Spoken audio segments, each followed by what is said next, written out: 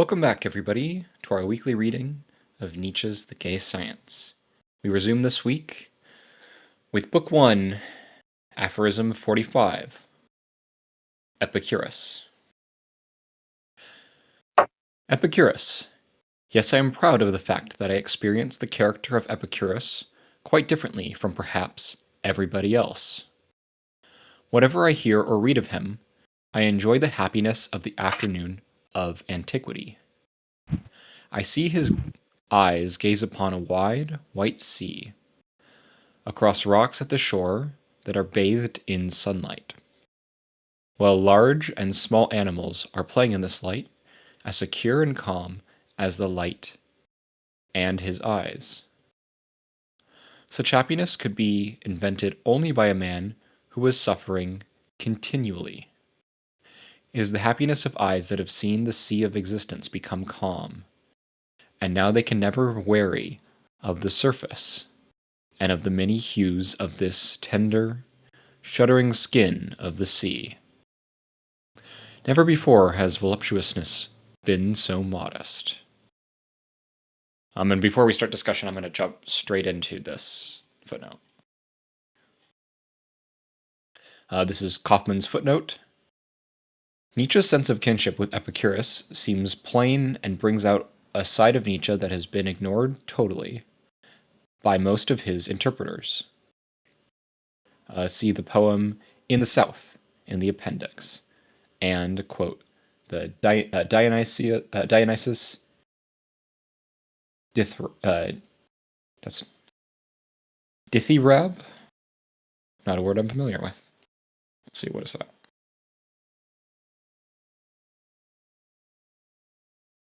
Dithyram, a wild choral hymn of ancient Greece. Ah, okay. The Sun Sinks, original and translation on facing pages in Kaufmann, 20 German poets. Okay, yeah. See also further pages in Beyond Good and Evil and the preface to The Gay Science, sections 3 and 4.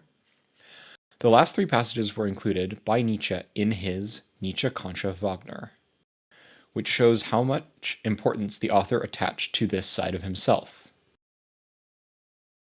There are also many interesting references to Epicurus in Nietzsche's letter to Peter Gast, who was very much interested in Epicurus. All of these references express admiration and a sense of affinity, although it has often been suggested falsely that Nietzsche admired only the pre-Socratic philosophers.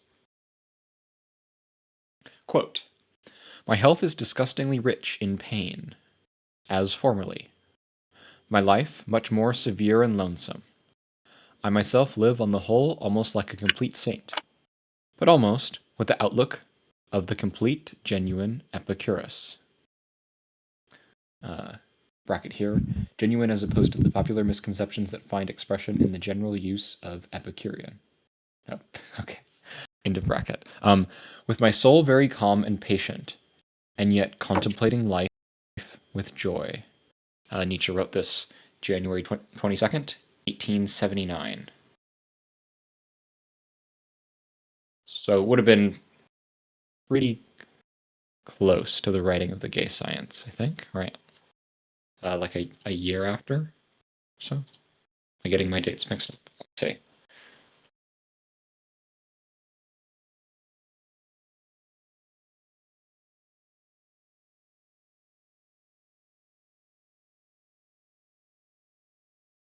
Three years earlier. Okay.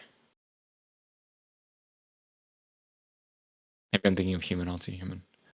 I think that's 80 or 78. But I once again contemplated Epicurus' bust.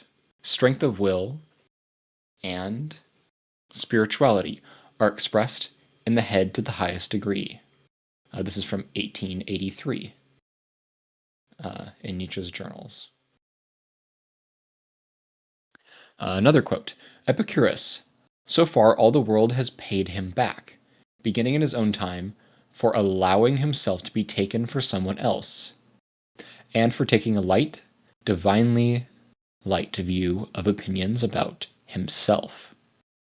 Already during the last period of his fame, while he was still living, The pigs crowded into his gardens. August 3rd, 1883. The image of the pigs is derived from Horace, Epistles 1:4-16. The fact that he himself was even taken for someone else, and was likely to suffer this fate on a much larger scale after his death, weighed on Nietzsche and evidently prompted him, first to write prefaces for the second editions of many of his books, and then to write Ecce Homo, in which he says on the first page, quote, "Above all, do not mistake me for someone else." End of quote. Continuing Kaufman's note, for Epicurus, see also sections 277, 306, 370, and 375 below. Also Nietzsche's last reference to Epicurus in section 58 of the Antichrist. Nietzsche's reason for finally being dissatisfied with Epicurus is stated most succinctly in The Will to Power. Note 1029, quote, "I presented such terrible images to knowledge that any Epicurean delight is out of the question. Only Dionysian joy is sufficient." In the end, Nietzsche was not willing to renounce enthusiasm and passion. And that is the end of that enormous footnote by Kaufman.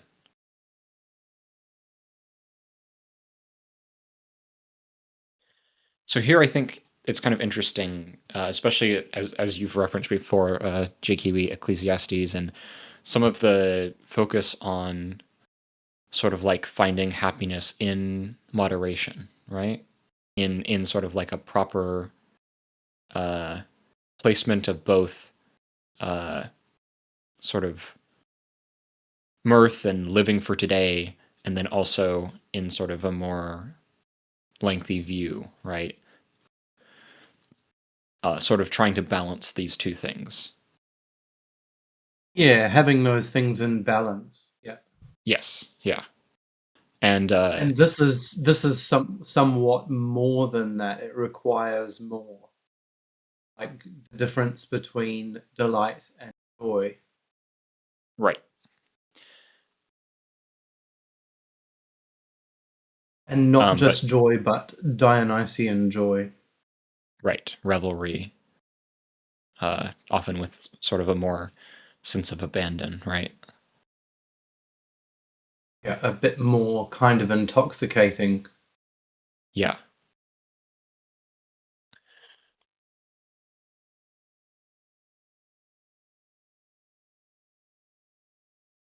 Do we have anything to say? Did you have anything to say, Rumpel, about the specific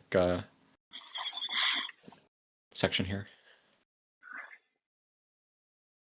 Yeah.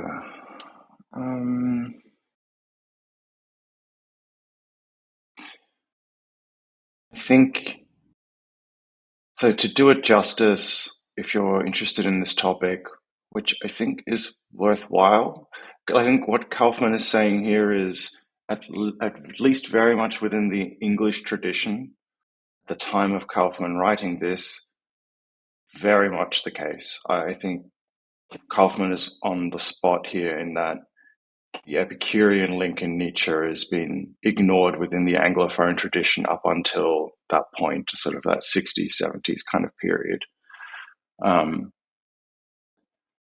And the signposts that Kaufman makes for other aphorisms, both in this book and in throughout the wider parts of the work, I think is worth pursuing broadly. I think that with respect to the aphorism itself, I think it's curious that Nietzsche opens with a statement of being proud. There's not that many aphorisms that sort of quite begin like that. Certainly, you can read in like Nietzsche's style of writing, sort of a pride in his writing broadly. In some sense, you could make that case, but there's very explicit statement in the opening, and one of differentiation. Right, Nietzsche is making the statement right from the get go that I have a different interpretation, sort of hitherto, from the dominant ones in the Western tradition.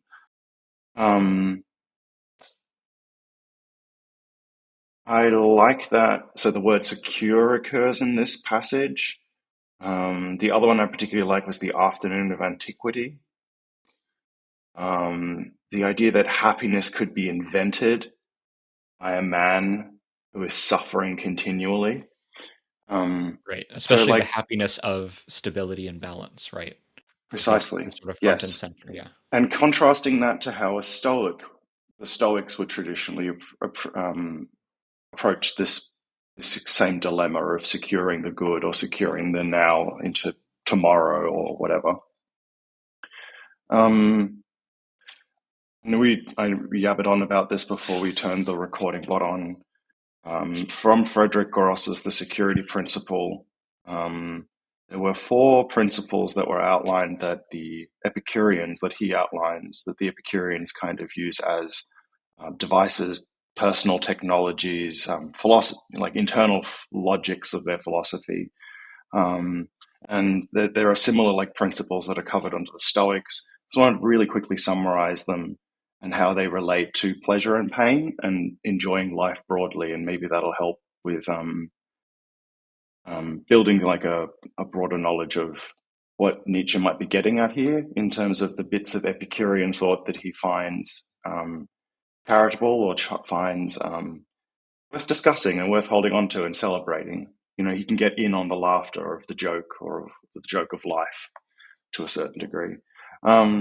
So, just briefly, 4 principles are a contemplation of principles, which broadly, just paraphrasing here, in order to achieve security, to give depth to the happiness of existing and to fix it in place, we need to get rid of the screens, the mirages, and imposters that stoke the blinding brilliance of social excitement.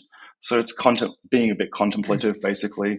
And there's overlaps here to things like Stoicism and skepticism as well. It's just some of these pillars are similar, some are different. So there's a bit of like, you know, you need to regularly meditate. You can't be dazzled by false pleasures.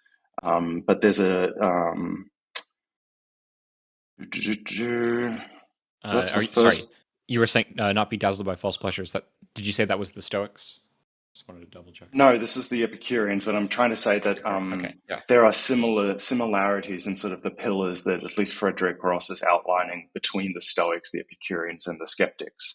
Some are similar and some are discordant or different or conflicting in how they sort of want to secure existence. Yeah. So the first one was the contemplation of principles. I'm just going through. The second pillar is ataraxia of friends, a community of friends that we have chosen. So the first is to do the partaking of a similar kind of contemplation of principles, which is no longer a solitary act. We discuss, we back each other up, we open ourselves up to proofs, etc. Friends serve as examples for us through their own way of living, and we in turn can inspire their conduct, etc. So it's kind of like a living embodiment of the first principle. And the community of friends also functions in a sort of sense as a counter society. It arms us against the world's torments in advance and against the world's incessant comparisons, its cult of superficiality. So, like, the circle of friends should be specific, chosen, sort of well practiced as a lived life of friendship, but not sort of excessively large for the point of just making it adding more people to the mix. There's a deep personalness in it. So that's pillar number 2. Pillar number 3 is inner security is the dogma of the god's existence. So the famous line from Epicurus is, "The gods exist," Epicurus says repeatedly. However, if they exist, they do so first of all in order to protect us from churches. Wow. So Epicurus' gods do not watch over us for our protection or surveillance. They do this, the fact that they do not is precisely by the means by which they secure our pleasure. An active divine protection necessarily demands some counterpart. It imposes conditions. It always ends up being paid for through the fear of a Right. hellish afterlife or anxiety of feeling under surveillance and perpetually being spied upon. So I'm quoting here this is Frederick Gross, we're on page 29. This is why Epicurus writes that the gods do exist, but they are distant from us. They cannot hear us any more than they can see us. So this is a pre-Socratic kind of play with this idea where you live in a sense that they do exist and you want to almost embody them, but they're different from us. There's a thing in the comment. I want to see what that is. Walsian. Sorry, I've been not paying attention to the comments and just hogging the chat. So Walsian, I have to look this up. Ataraxia. Oh yeah, I skipped over that. Yeah, calmness, untroubled by mental or emotional disquiet. Yeah, great Greek word. And there are subsequent similar words in Greek to that hold that sort of sentiment, but they're slight differentiations. Like the source of that calmness comes from something else. So like the Greeks had like a vibrant vocabulary for like these sorts of concepts in a much more deeper kind of graduated sense than we might think of today. Yeah, there was a lot of nuance. Yeah. Sort of similar in the sense to this approach to the gods. So, right, that's pillar number 3, is inner security is the dogma of the god's existence, but in a different way. And there's a concept of gratitude and gift giving wrapped up. So the gods still The exist as statement our on security. recipients. The statement on security reminds me of Yes. the section on pleasure and pain, where it's sort of the same idea of like the withdrawal, the sort of the need to get away from that is sort of like this resignation towards life, right? That it's sort of getting away from the need for this sort of security, right?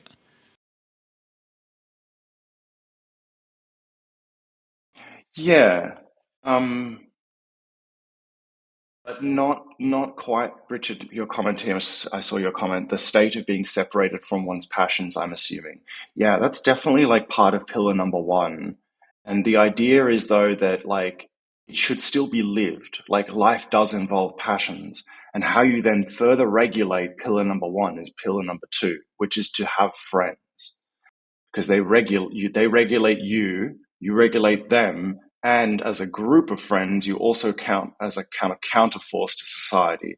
So like it's not quite a being dispassionate to the degree of stoicism. That's kind of one of the key differences here between Epicureanism and stoicism in this sort of beginning Right. approach. Yeah. So just to quickly wrap up, the end of that third pillar, there is something important, which is a relationship with the gods as one of gratitude and being recipients of our gratitude.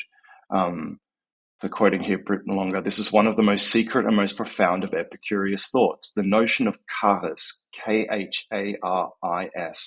Gratitude is being thankful. The pleasure of simply existing is deepened by the ability to be thankful for it, as if one were the intended recipient. So you just live your life that way.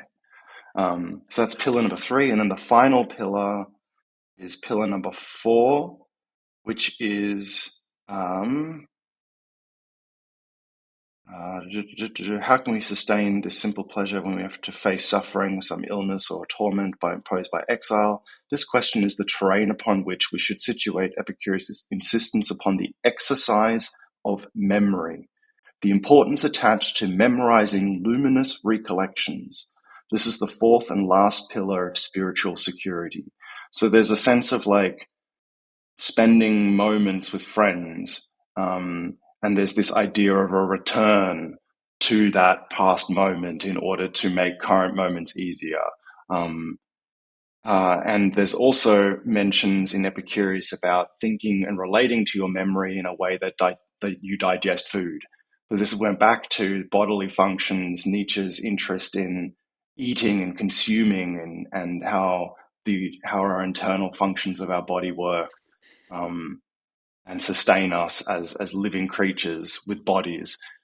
There's that same sort of thought in Epicurus kind of as well, with both of thinking of memory and the return in the moment when memory is sort of exercised, but also sort of a it isn't being rationalized as a sort of discrete function with perfect accuracy that certain interpretations of Stoicism might be more prone to slipping into, whereas this Epicurean line of thought is still a bit more rooted in the lived bodily experience of of human animality in some senses.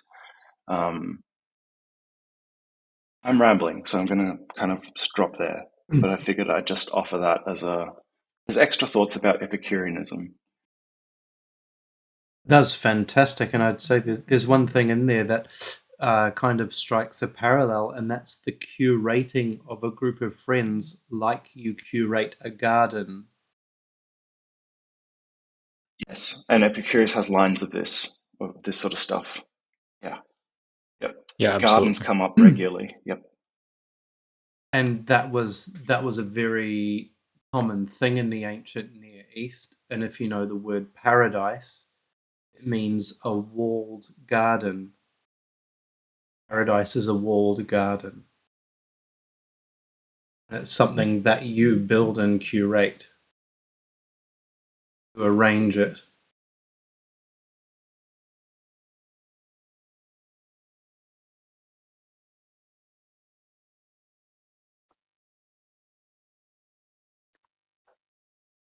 Great discussion.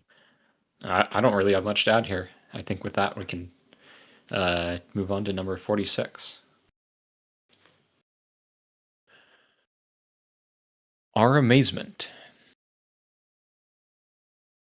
It is a profound and fundamental good fortune that scientific discoveries stand up under examination and furnish the basis, again and again, for further discoveries. After all, this could be otherwise. Indeed, we are so convinced of the uncertainty and fantasies of our judgment, and of the eternal change of all human laws and concepts, that we are really amazed at how well the results of science stand up. Formerly, nothing was known of the fickleness of everything human. The Moors of morality sustained the faith that all of man's inner life was attached to iron necessity with eternal clamps. Perhaps people then experienced a similarly voluptuous amazement when they listened to fairy tales. The miraculous gave a great deal of pleasure to those who at times grew tired of the rule and of eternity. To lose firm ground for once, to float, to err, to be mad, that was the part of the paradise and the debauchery of bygone ages. While our bliss is like that of a man who has suffered shipwreck, climbed ashore, and now stands with both feet on the firm old earth, amazed that it does not waver.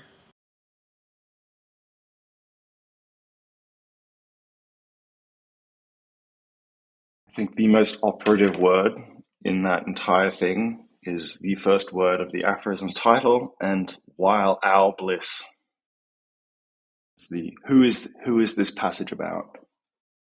Who is our? Who's the in Um, group I, here? I think he's talking about a particular sort of development in human history, right? The industrial age of science.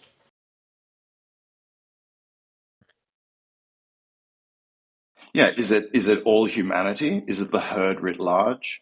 Does it include we the free spirits? Does it include Nietzscheans, future Nietzscheans?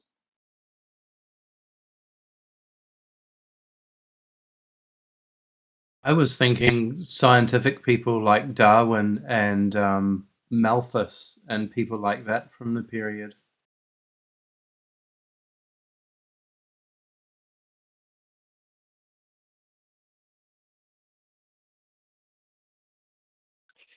So here he's saying, indeed, we are so convinced of the uncertainty and fantasies of our judgments, and the eternal change of all human laws and concepts. I think here he is speaking to the free spirits. like to this sort of right. I think this is an insane passage. It's phenomenal because you can read it in at least two, if not three different ways. Certainly, yeah. Where the owl are heck, you could be a reactionary and read something bizarre out of this, I'm pretty sure too. But Hmm. it is simultaneously you could read it as a genealogical passing comment on the disposition, especially coming after Epicurus, right? The securing of things. Right. You could read it, yeah, as this kind of The balancing meta-narrative and commentary cultivation of of two and a things. half millennia of our amazement as we figure out the tools of securing the good. Or you could read it as a free spirit, as a Nietzsche in itself, where you're actually revelatory in the fact that we're convinced and we have these uncertainties. And there's like an affirmation of oh yeah, we do have fantasies and I hold on to them and I enjoy them. Our bliss, while our bliss is like that of a man. Because that closing line too is You can true. almost Okay, read this well, as like here, this line as I'm reading it again, like he could almost be talking about Kant here, right? Like yes. critique of pure Yeah, you judgment, could think it's critique of the fun sort to of the play with human that. Who is the limitations. owl in this? And who does that final clause apply to? Are we all actually blissful? Like someone who's just arrived shipwrecked, climbed ashore, and um, and amazed that we kind of like found really good rocky ground. Do we actually Right. all feel like that? Or is it only some of us who feel like that? And if those of us who feel like that, out of all of us who feel like that or purport to feel like that, who kind of more rightly or wrongly or truly or not truly is sort of that disposition according to what the author might think here?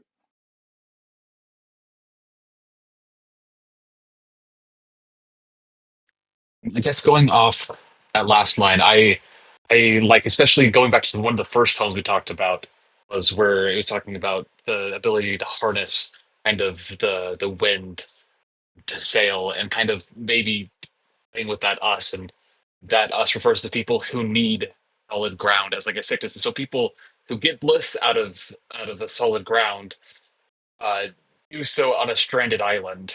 Like having that that stability is inherently like isolatory and disengaged kind of with the world around it. At least that's one way that I was able to kind of read that last line. Yeah. And Richard, you mentioned in the Here, comics this one, academics or the number two. educated, and I just wanted to say I think you're right about that interpretation too. That could be just as fair. Um, the bit that I'm trying to hint at towards is placement right after Epicurus. The way that this passage is written, I love that it functions as meta narrative and inviting you to read into it and to see sort of like a profundity and enjoyment simultaneously as well. So yeah, I just wanted to highlight that I think you're fair to say academics are the educated versus the layperson or something. How about that formerly nothing was known of the fickleness of everything human? The laws of morality sustained the faith that all of man's inner life was attached to iron necessity with eternal clamps. And are you reading this as a argument against human nature? That it actually changes, it's not fixed.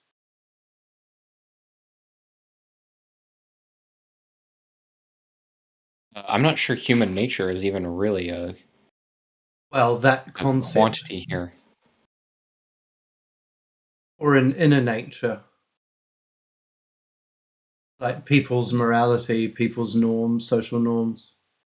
Yeah, but I would view this more as like a social cultural thing, and then Yeah, the ties It's are like you said. non-causal.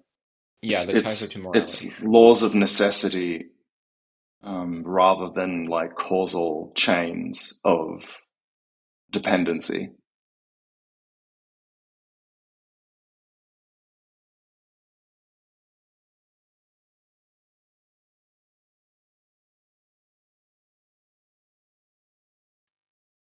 Welgen. I think you were talking about poem number 2 here, My Happiness. I Since I think grew so, yeah. tired of the chase and search, I learned to find, and since the wind blows in my face, I sail with every wind. Is that the one you were thinking of?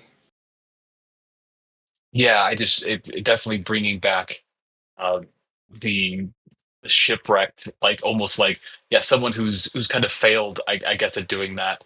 Not that this is like bad in itself, but would need firmness, and so the need for firmness is definitely artificial. And I don't know. I reminded me back where I think a Nietzschean stance would definitely be more wanting to set out to the waves and not be stuck on an island.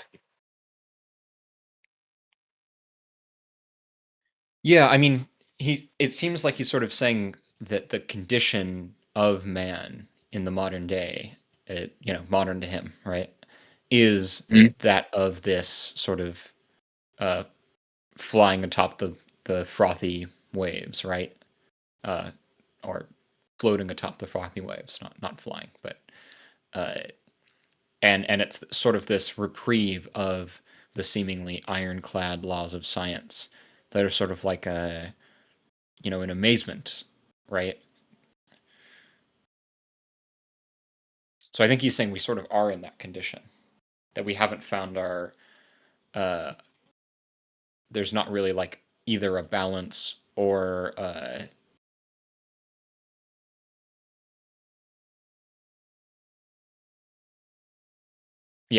balance or a, going along with that frothiness. Either one. Maybe I need to reread this. I think I might have been misreading it. Well, as Rumpel said, there's a lot of ways that you can take this one. It's a very it's a very beautiful poetic section.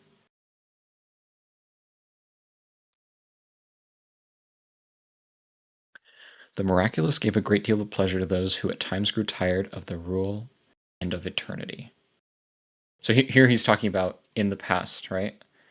That these fairy tales, these breaking of not only the norms, but their sort of laws of everyday life, including those of uh, like what they would have called the laws of, uh, well, what we would call like laws of nature and stuff. But what would have been part of the sort of the daily practices, the daily lives, the obligations, daily life to uh, your community, to people around you, to your social position, to your family position, all that stuff. Right. So And he's that saying, that makes. I was just saying. So what you're saying, and I think now that you pointed out, makes more sense. It's a swap from things being determined, and now with the introduction of science, that we can now question those rules, and now we are adrift. Because we're adrift, well, then we if have. you want to talk about it in like some more Deleuzian language, perhaps we could talk about like codification, right? And and sort of a tribal society in which things are inscribed into the earth, inscribed into the body, that these things are uh, deeply, deeply determined, right, for survival. Um, but then this here we could say is more of uh, like a decoding, right?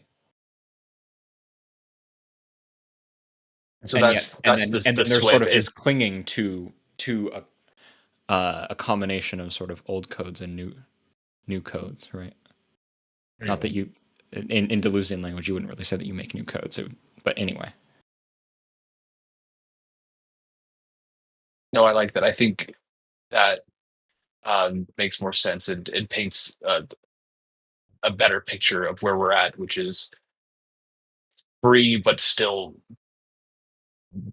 at least wanting determination. And again, going back to Rumpel, who is that we there changes significantly what that means. Hmm.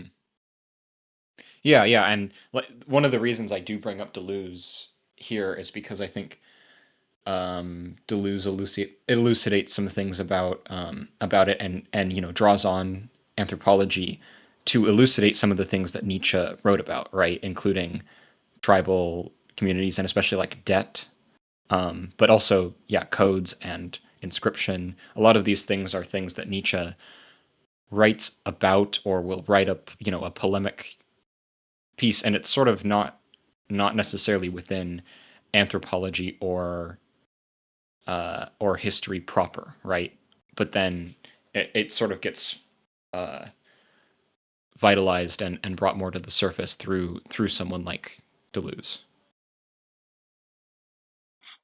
I want to, just to close this out, I want to note because it's related to the conversation that was brought up, especially the point by J. Kiwi, that Kaufman gives us a footnote around the line that J. Kiwi you focused on about the morality of Moores, or sorry, Moores of morality, which is CF section 43, where we just turned back a page, which was on what laws betray.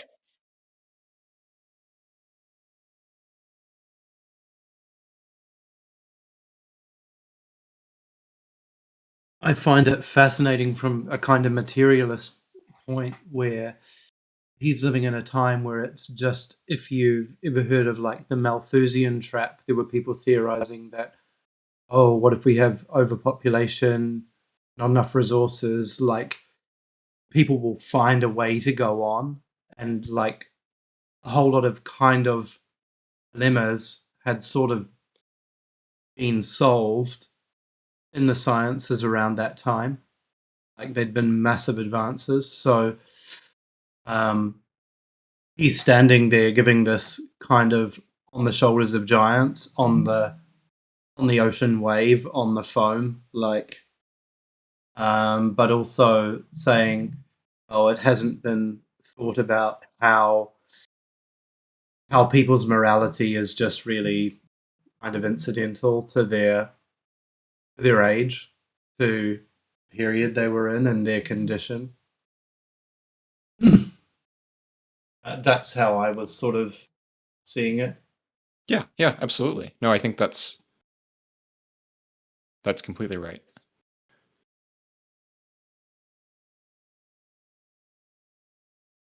It's again sort of like he talks about it with Epicurus as well, right? That only someone who is suffering continually, who's adrift, could who has seen the sea of existence become calm, and now they can never weary of the surface, uh, and of the many hues of this tender, shuddering skin of the sea.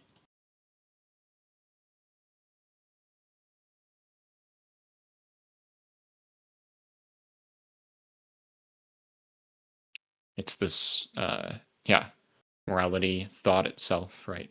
As he says, I think we went over this in the introduction, right?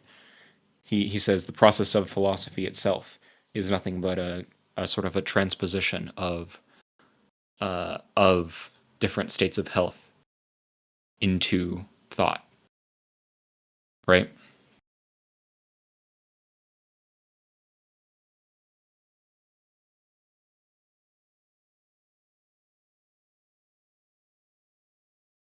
Ooh, on the suppression of the passions, number 48.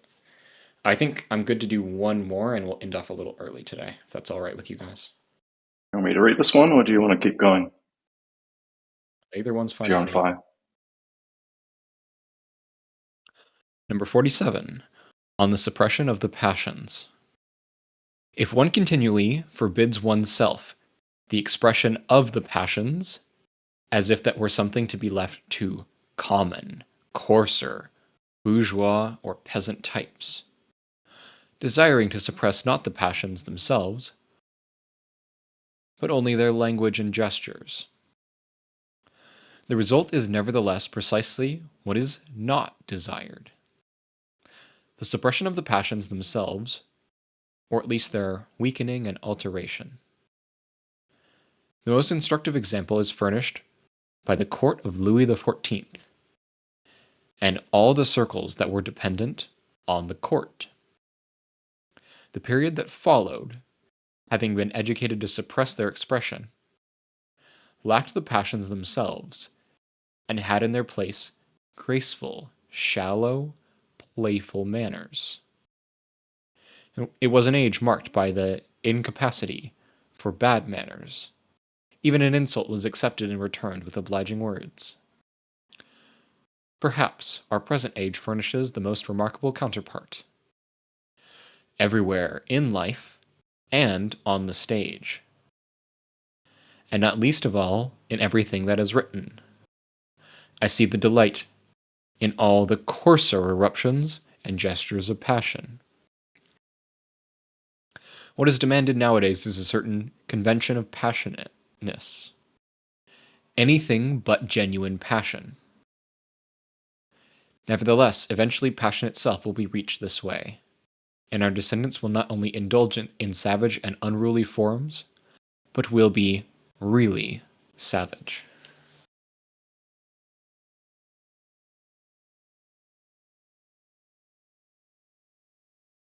Well, this is the train stop where the Stoics are supposed to get off.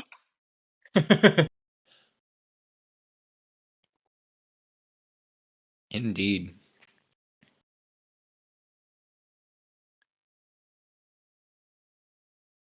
So here he's drawing a contrast, right, between the court of Louis XIV and this era of sort of chivalrous, like magnanimousness, chivalrous, sort of like non-responsiveness, right? Even when someone insults your honor, you repay it with accepted and returned with obliging words, is what he says, right? And then he's contrasting this with our present age, the most remarkable counterpart. Everywhere in life and on the stage and in everything that's written, I see the delight in all the coarser eruptions and gestures of passion. So we could talk a little bit about what he means by it being coarser.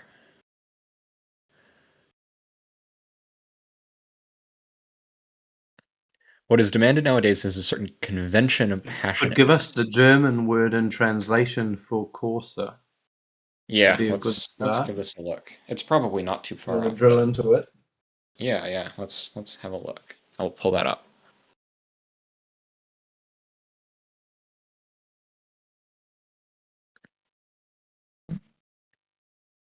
Here we are. Okay, number 47. Let's see.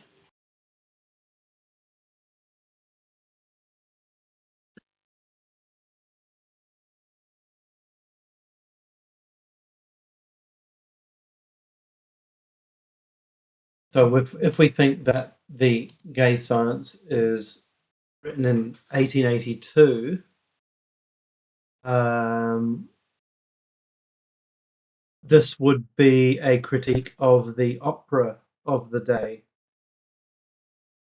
I could definitely see on the that. stage, and particularly of Richard Wagner and I think Giuseppe Verdi is the same period. Yeah. Yeah, No, that I so mean, that on the stage, that's what he's I think you're right. Yeah. coarser and more passion.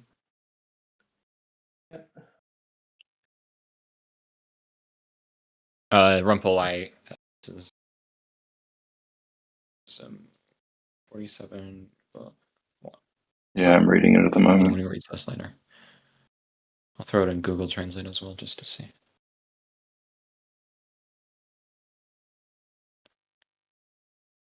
The line about the age after Louis XIV. Wait, this isn't the right thing, is this? This is poem number 47. Yeah, you got to keep scrolling. Yeah. Oops. Put a link in My chat. bad. Yeah, here. Suppress their expression. There we go. Delete that. Unterdrücken Okay. des Ausdrucks, Okay. unmütiges, flaches, spielendes Wesen. Where did that word coarse appear?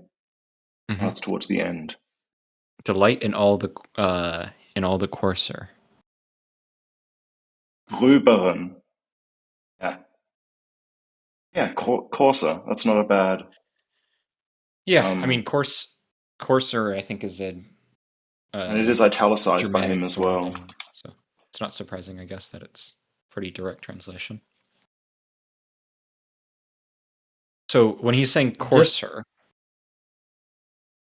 go ahead, you Jake. should go on with this. You should go on with this, and afterwards, I will give you a little list of the most popular opera and theatre of that time. No, actually, I was actually getting into that, so you go You want ahead me with to that roll first. that off? Yeah. Yes. So, Carmen, Bizet, Carmen, premiered in Paris in 1875. Parsifal by Wagner, Verdi's Othello, and Eugene Onegin, Tchaikovsky, and then The Pirates of Penzance, which I would put as kind of outsider, um, more comical, and It seems like then if I try Oscar to read it with respect Wilde, to the Emile keep Zola, and Hendrik Ibsen, A Doll's House, Oh, I like that play. 1879. Yeah, It's quite so yeah. The Passions, can you see it in there? In American theater, Buffalo Bill's Wild West Show, not theater in the traditional sense, but a massively popular live entertainment form. Melodramas such as Uncle Tom's Cabin continued to draw a large US audience. Yeah, I guess the thing that I'm maybe at least the thing that I'm making sense of this with is sort of the idea of these kind of over the top It's performative more emotions. mannerist, yeah, Yeah, yeah, mannerist is a good term. more affect, more um, yeah, absolutely, It's like soap and opera, especially right? Almost, right? Where it's sort well, of like this, almost, it's comical gestures, right? and Yeah, it's actually so we over the can see top that that it's a not lot really. in Gilbert and Sullivan. They epitomize that, in fact.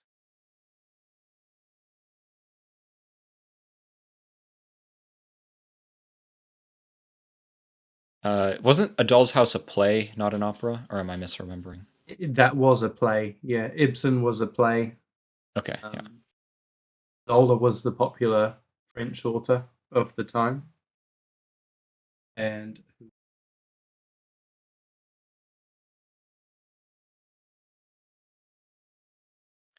Yeah, So, so I think we're touching on Oscar Wilde, mm, Era or the Nihilists, 1880, and The Duchess of Padua in 1883.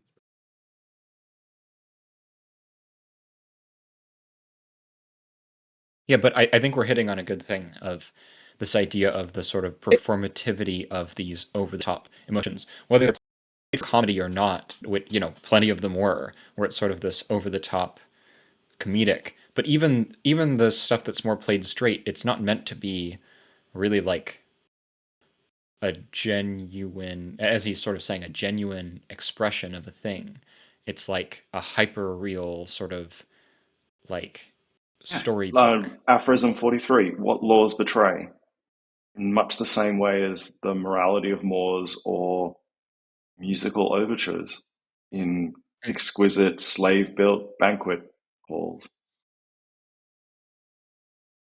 yeah, yeah. And it's And particularly Wagner, I think, is the right person to point to here, especially considering his fraught mm, relationship with Wagner, right? mm, mm. As J.K. we mentioned. Oh, he initially loved him, but then they fell out later on. The Yes, and fascinating thing there is I think his falling really out would have been how. just like a year or two before, right? Let's see. Ooh, that's an interesting one.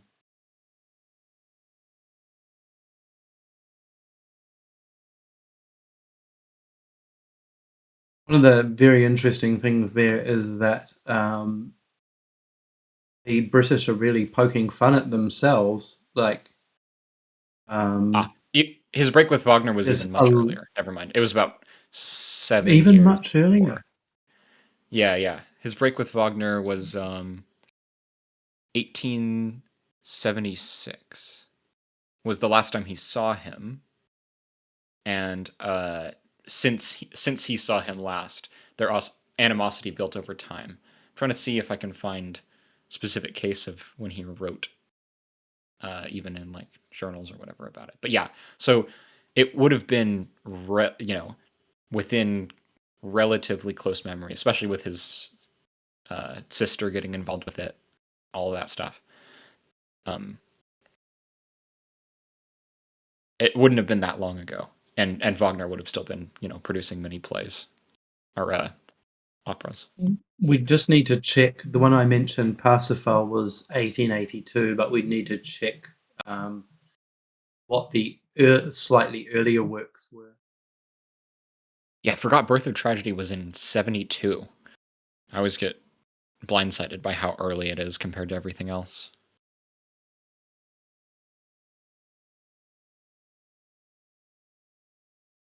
But like let's see.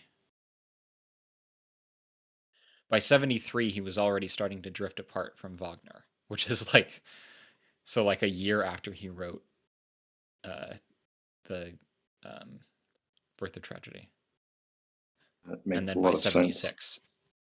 Yeah. Um, Here. oh, So Untimely Meditations, Richard Wagner at Bayreuth was 1876. The essay includes, for instance, by saying Wagner is not the prophet of the future as perhaps he would wish to appear to us, but the interpreter and clarifier of the past. So he's already starting to sour on Wagner quite a bit in this period. But it seems like his breakup is a little bit more gradual. Anyway, go ahead.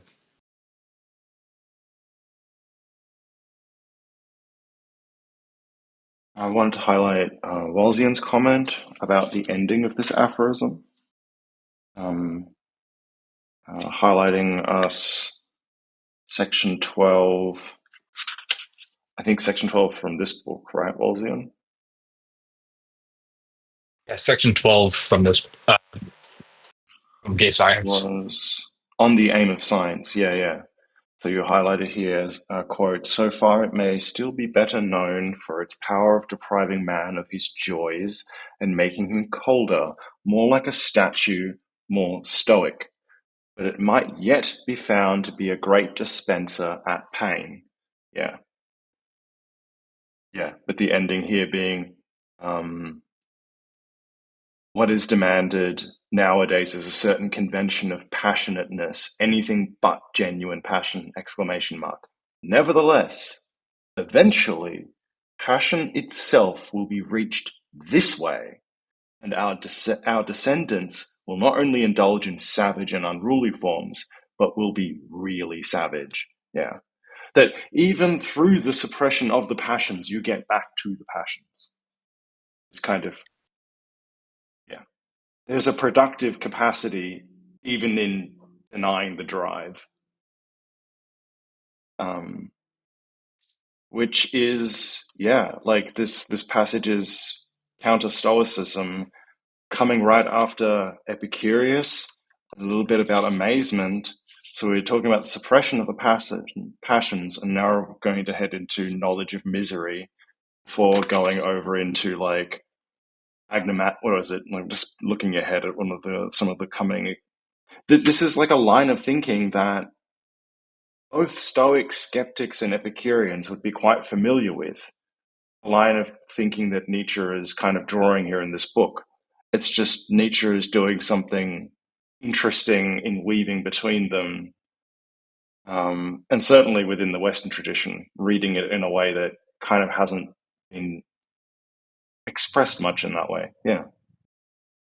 What about the contrast between the last aphorism where it's like the morals of the people are like kind of purely incidental. Yet, in counter to that, in this section, he says, if the passions are suppressed, they will burst through in another way, or still burst through. I think there is no totality to what laws betray. Laws betray something, and that itself becomes a productive aspect of the relationship.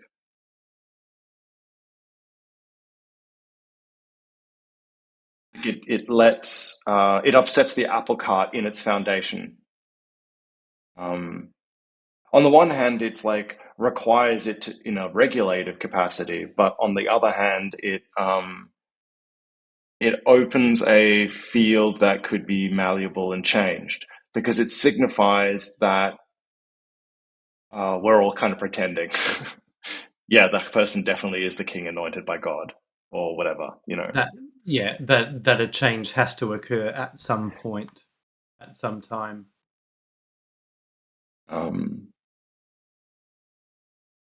Yeah. We have a larger passage ahead of us for 40